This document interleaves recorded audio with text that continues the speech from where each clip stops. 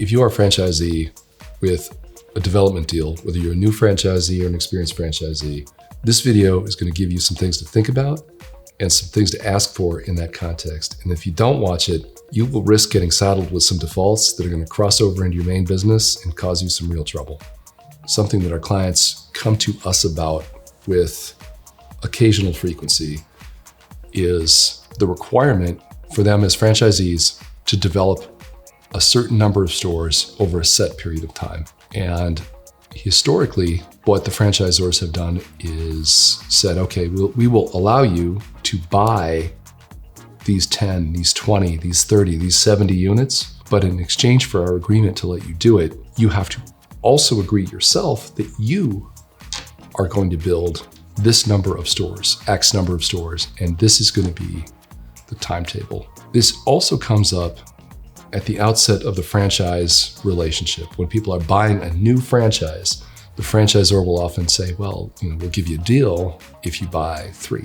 With that acquisition of 3 comes a timeline, a number 3, and a timeline, the amount of time in which you need to build it. And so here are some things that we talk about with our clients, and we talk about the franchisors to try to get into agreements like this. First, and most important, if we can, we want to separate any defaults under that development agreement from the franchise agreements. We want to insulate the business from the development side. So to the extent that our clients can't hit the development, they don't open 1 store per year, they don't open 2 stores per year, or 1 store every year and a half, whatever it is, we don't want that to threaten the underlying business itself.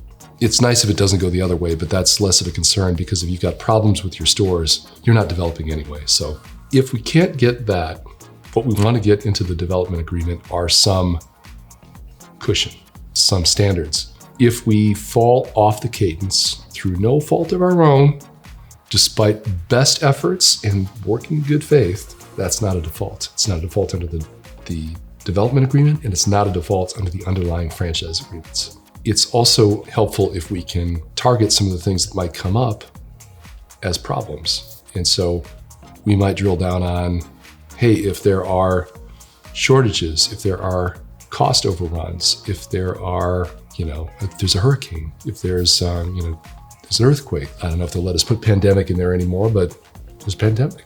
If there's civil unrest, what we call the classic force majeure things. So if those things have happened, that's out of our control. We shouldn't be penalized for it. Give us a break.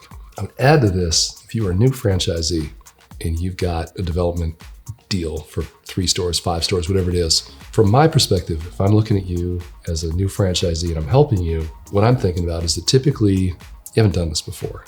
You haven't found real estate, so you work with a broker to find real estate. You haven't negotiated a lease, which it's important to note we do a lot of lease negotiation. In fact, we do so much lease negotiation that I almost called the business West Coast lease law instead of West Coast franchise law. I never want to forget to add, as part of our relationship working on your franchise stuff, we can do your development stuff too, and we do it for a ton of clients with a lot of stores that are building a lot of stuff. If you are negotiating a lease for the first time, it's going to take a little longer. If you are negotiating with or using or utilizing or working with or managing a general contractor for the first time, you're learning. It's going to take a little longer. The franchisor timelines are almost always unreasonably short.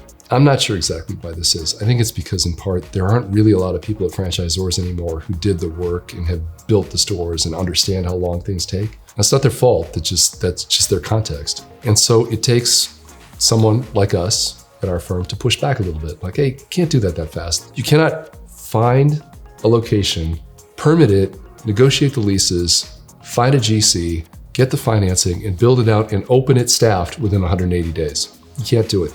Even my most accomplished clients with whole staffs of people that's all they do will tell you, no, you can't do that fast. And so you need somebody looking out for you to make sure that you're not getting choked. And that's true whether you are a new franchisee, just starting out, just buying that first 3-pack, the first 5-pack, or whether you are a franchisor who's buying 25 more stores and you're getting stuck with the requirement that you build 10 more. You got to keep an eye on that timing, and you got to insulate the main business from the development business. It's a good way to conceptualize it.